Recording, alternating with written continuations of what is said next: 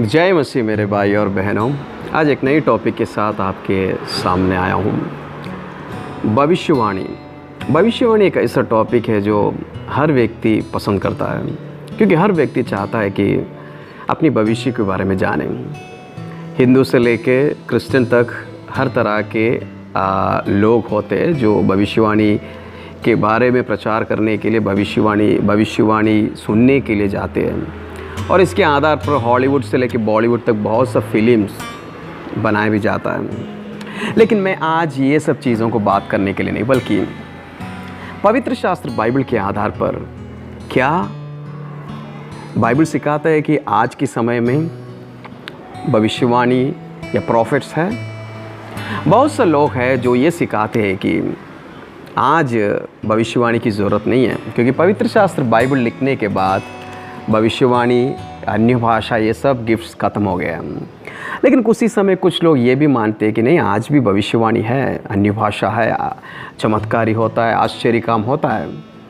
लेकिन दो तरह के एक्सट्रीम्स हम देख सकते हैं कि कुछ लोग इसके खिलाफ वीडियोस बनाते हैं, यूट्यूब में वीडियोस बनाते हैं। भाई देखो ये चोर है, ये देखो भाई झूठा अन्य भाषा बोल रहा है, जो अन्य भाषा में बात करता लूसीफर की भाषा है, जो अन्य भाषा अनुवाद नहीं करता भाई लूसीफर का भाषा है, जो प्रवचन देता है, भविष्यवाणी करता है, ये सब कुछ एक नंबर का फ्रॉड है। भाई ये फ्रॉड ये सब झूठे शिक्षक ये सब टाइटल्स देते हुए बहुत सा वीडियोस हम देखते हैं। हम ये भी देखते हैं कि मेरे भाइयों कि जो लोग भविष्यवाणी पर विश्वास करते हैं, भाई कभी कभी प्रॉफिट खुद एक यीशु जैसा बन जाता है। जो इन लोग का जो अंधे भक्त जो होते हैं, इस बात को मानते हैं कि भाई हमारा पास्टर बहुत बढ़िया से है ना, बहुत बढ़िया से चमत्कारी देता है, भाई बहुत बढ़िया बड़े बातें बोलते हैं, भाई सब ठीक होता। तो इनको ही भगवान के जैसा मानना शुरू करते हो। ये लोग को भी बहुत मज़ा आता है कि भाई देखो सब लोग हमारा बहुत इज्जत कर रहे हैं, लाखों रुपए इन पर खर्च भी करते हैं। शायद ये सब देखकर कुछ लोगों को इस पर विश्वास भी उड़ जाता है। लेकिन बात है कि भाई दुनिया पूरा खराब क्यों ना हो, लेकिन इसका मतलब ये नहीं कि परमेश्वर के वचन के खिलाफ आप खड़े होंगे। परमेश्वर की वचन इस मामले में क्या कह रहा हूँ भाई, वीडियो शुरू होने से पहले, क्लास शुरू होने से पहले हम तो ये विश्वास करते कि भाई सारे दुनिया एक नंबर का चोर क्यों ना निकले, इस बात पर गलत क्यों ना निकले, फिर भी हम मानते हैं कि भविष्यवाणी, अन्य भाषा ये सब है आज। क्यों? क्योंकि पवित्र शास्त्र बाइबल पर मैं विश्वास करता हूँ। भाई थोड़े देर के लिए आप ये सब चीज़ों का मानो कि कोई यूट्यूब नहीं है, वीडियो नहीं है, किताब नहीं है, कोई चीज़ों को आप देख नहीं, कुछ नहीं। आप एक गांव जाते हैं, वहाँ पर एक विश्वासी को प्रभु में लाते हैं, उद्धार पर विश्वास करता है, उद्धार पाता है, और उसके हाथ में नया नियम दे दीजिए। और नया नियम दे के बस उनको ये बोले कि देखिए पढ़िए, मज़े से पढ़िए, और आत्मिक वरदानों के मामले में आप एक कंक्लूशन में आ जाइए। बस आप ये देखें कि आत्मिक वरदान पूरा आज है या नहीं। देखिए भैया उसको 1, 2, 3 महीना दे दीजिए, उसके बाद वो बंदा परमेश्वर का वचन पढ़ेगा। पढ़ने के बाद वो क्या कंक्लूशन में आएगा? क्या वो ये बोलेगा कि ना बाइबल के अनुसार अन्य भाषा नहीं है, आत्मिक वरदान है, एक्सपेशली हीलिंग और ये क्या बोलते हैं भविष्यवाणी, ये सब ख़त्म हो गया?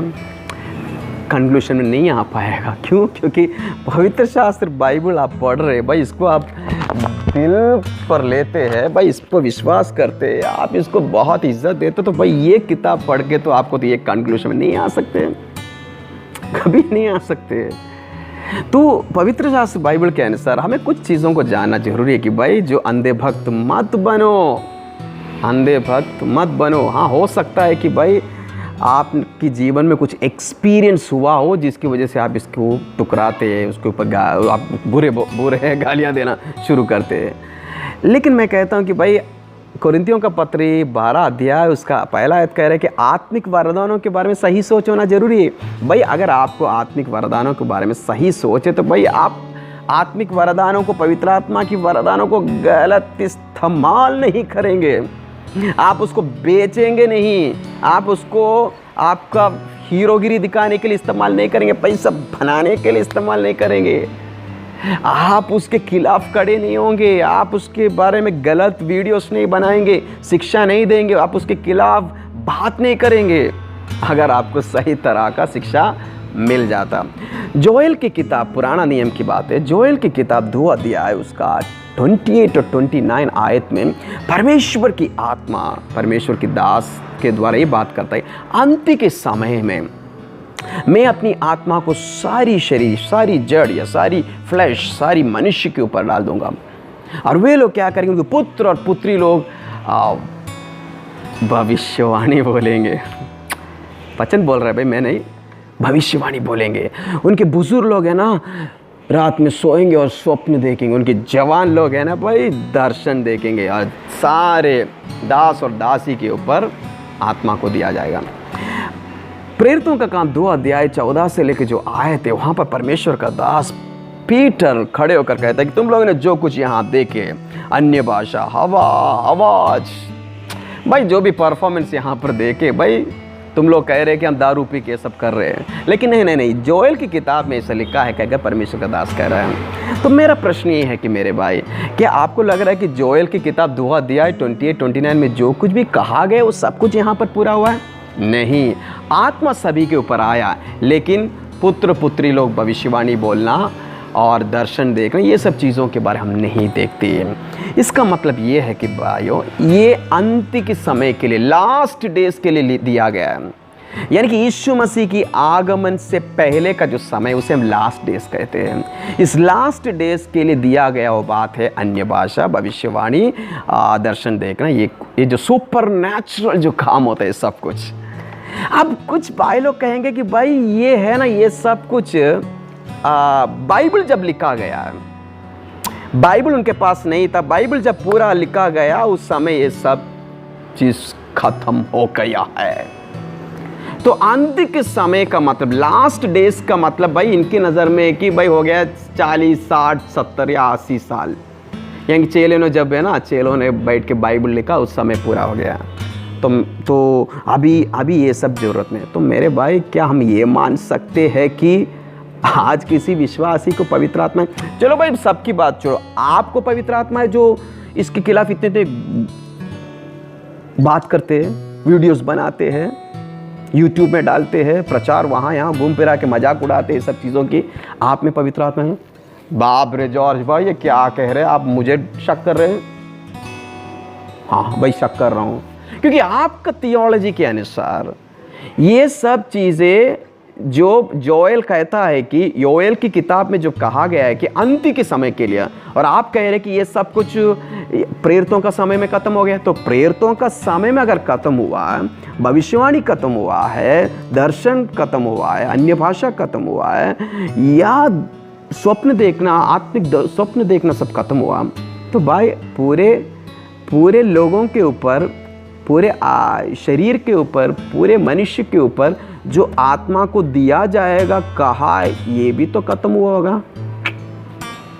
खत्म हुआ है भाई आपकी थियोलॉजी के अनुसार। अभी सर आपके आत्मा नहीं है भैया, आपके विश्वासियों को आत्मा नहीं है। लेकिन हम तो नहीं कहेंगे, क्योंकि पत्रोस ने कहा, पीटर ने कहा कि ये जो वचन प्रचार करने के बाद पत्रोस उठ के कहता है कि मन फिराओ और बपतिस्मा लो और पवित्र आत्मा दान तुम्हें मिलेगा। और ये सिर्फ तुम्हें नहीं बल्कि तुम्हारे पोतों के पोतों के पोतों के लिए मिलेगा भाई, टू द ऑल जनरेशन। ये गिफ्ट है ना भाई, सबके लिए दिया जाएगा। बट हाँ, इसलिए हम मानते हैं भाई कि आज भी है, बिकॉज अकॉर्डिंग टू जोएल की किताब के अनुसार लास्ट डे के लिए दिया गया। देखिए, आपको ये जानना भी जरूरी है कि ये जो आश्चर्य गिफ्ट्स जो होता है, ये क्यों दिया गया है। परमेश्वर के वचन में साफ साफ लिखा गया कि देखिए, फॉर द कॉमन गुड। लेकिन ये भाई लोग ये सब चीज़ को नहीं देखना चाहते। लोग कहते हैं देखिए भाई, ये जो आत्मिक वरदान जो भी दिए हैं ना, ये पता है क्यों दिया है? हाँ, क्यों दिया है? बोलिए ना, क्यों दिया है? वो जो है ना, परमेश्वर की वचन है ना, उस समय नहीं दिया गया था। अच्छा, तो परमेश्वर की वचन को मजबूत करने के लिए, यानी कि कंफर्म करने के लिए, जब कोई बंदा जाके प्रचार करता है भाई, उसको विश्वास दिलाने के लिए। भाई मैं भी मानता हूं, क्योंकि इब्रानियों की पत्री 2 अध्याय 3-4 आयत, मरकुस के सुसमाचार 16 का 20 और प्रेरितों का काम 14 का 3 में तो ये बात साफ साफ कहा है कि परमेश्वर की वचन प्रचार करते समय उसको मजबूत करने के लिए, कंफर्म करने के लिए, उसको स्थापित करने के लिए। लेकिन भैया उनके पास तो पुराना नियम था, है कि नहीं? पुराना नियम से यहूदी लोगों से बात करा, और क्या कंफर्म करना है? बस कंफर्म ये करना है कि यीशु मसीह परमेश्वर है। कंफर्म ये करना है कि ये लोग जिंदा यीशु की चेले हैं। इनको ये कंफर्म करना है कि भाई जो मसीहत सच्चा है। मैं पूछ रहा हूँ भाई, जब उनके पास पुराना नियम था, पुराना नियम से वचनों को लेके प्रचार करते थे, तब उनको आश्चर्य काम करना पड़ा ये स्थापित करने के लिए। तो भैया क्या हमारे हाथ में बाइबल होते हुए क्या हम हिंदू, मुस्लिम, सिख, पारसी या एथिस्ट, नास्तिक लोग उनके पास जाके प्रचार करते, तो क्या परमेश्वर अपनी वचन को स्थापित करने के लिए क्या आज भी इस आश्चर्य काम नहीं कर सकता है? क्या आज भी ये सब नहीं कर सकता है? भाई आप बोले तो क्या परमेश्वर दुकान बंद करके चले जाए क्या? नहीं भाई, हमारा बंदा बोल दिया कि आज नहीं है तो भाई हम रेशन नहीं देंगे आज। परमेश्वर को बॉक्स में डालना बंद करो मेरे भाई। ये जिस तरह से बंदर को नचवाते हो, उस तरह से आपको क्या लगता है आप पवित्र आत्मा के गले में चेन डालेंगे और बोले कि नहीं 2000 साल पहले किया बंद, अभी मत करो? नहीं, आज भी वो अपनी वचन को स्थापित करने के लिए, यीशु मसीह जिंदा है बताने के लिए, परमेश्वर है बताने के लिए, इंसान को तसल्ली देने के लिए आज भी आश्चर्य काम करेगा। क्योंकि परमेश्वर की वचन के अनुसार वो ये भैया कि एक है कि वचन को कंफर्म करना, दूसरा कि वो अपनी प्रेम को प्रदर्शन करता है। तीसरी बात है कोरिन्थियों का पत्री 12 का 7 आयत में, ये कॉमन गुड के लिए, सबकी भलाई के लिए कहता है। और पहला कोरिन्थी 14 का 3 और 12 में कहीं कलीसिया को मजबूत करने के लिए। क्या आज परमेश्वर को अपनी प्रेम को प्रदर्शन नहीं करना है? क्या आज परमेश्वर सबकी भलाई के लिए नहीं करता है? क्या आज चर्च को मजबूत करने के लिए नहीं करता है? क्योंकि एफिसियों का पत्र 4 अध्याय 11 आयत में लिखा है कि परमेश्वर प्रेरित प्रॉफिट या भविष्यवक्ता, टीचर, पास्टर, इवांजलिस्ट, ये गिफ्ट्स पूरा परमेश्वर ने कलीसिया को दिया ताकि कलीसिया को मजबूत करे, कलीसिया को सही दिशा में लेके जाए। तो ये भाई लोग कहते हैं कि नहीं नहीं नहीं नहीं, वो है ना उस समय बाइबल नहीं था इसलिए दिया गया। चलो भाई आप लोग का बात मानते हैं, आप लोग का बात मानते हैं और हम इस बात पर लेके आना चाहिए। अब पहले बताइए कि ये जो 5 गिफ्ट्स जो होता है, कुछ लोग 4 मानते, कुछ लोग 5, जो भी है भाई, जो भी मानो, लेकिन ये 5 तो आ रहा है। एफिसियों का पत्र 4 अध्याय के अनुसार ये 5 गिफ्ट क्यों दिया गया है? और वचन के, उसी वचन के आधार पर, भाई आपकी दिमाग की बात तो हम नहीं पूछ रहे, उस वचन के आधार पर ये गिफ्ट्स कब खत्म होगा? वहां पर लिखा है, एफिसियों का पत्र 4 अध्याय जब हम पढ़ते हैं, वहां पर लिखा है कि Until the church reached the unity of faith, यानी कि परमेश्वर ने ये सब वरदानों को दिया ताकि कलीसिया विश्वास की एकता में पहुंचे। नंबर 2, पुत्र की ज्ञान में या पुत्र के बारे में, नॉलेज अबाउट द सन, पुत्र के बारे में परिपूर्ण ज्ञान में पहुंचे। तीसरा, मैच्योर हो या पुत्र जैसा बने। भाई क्या आप जो प्रचार कर रहे हैं, क्या आपके विश्वासी लोग जो वरदानों को नहीं मानते हैं या इसके खिलाफ खड़े रहते हैं, गाली देते हैं, उसके बिना वो ये वीडियो बनाते? मैं पूछ रहा हूँ दोनों ग्रुप से, दोनों ग्रुप जो ये है हाँ हाँ हाँ हाँ बोलते हैं और जो बोलते ना ना ना ना बोलते, भाई दोनों को बोलते कि यही प्रश्न पूछ रहा हूँ, दोनों ग्रुप को जो मानते और नहीं मानते, क्या आपकी कलीसिया में क्या विश्वास की एकता है? प्रभु यीशु मसीह या परमेश्वर के पुत्र के बारे में परिपूर्ण ज्ञान है? क्या आपकी चर्च में मैच्योरिटी है? अगर नहीं है तो भैया दोनों के दोनों एक नंबर के परमेश्वर की नज़र में गिर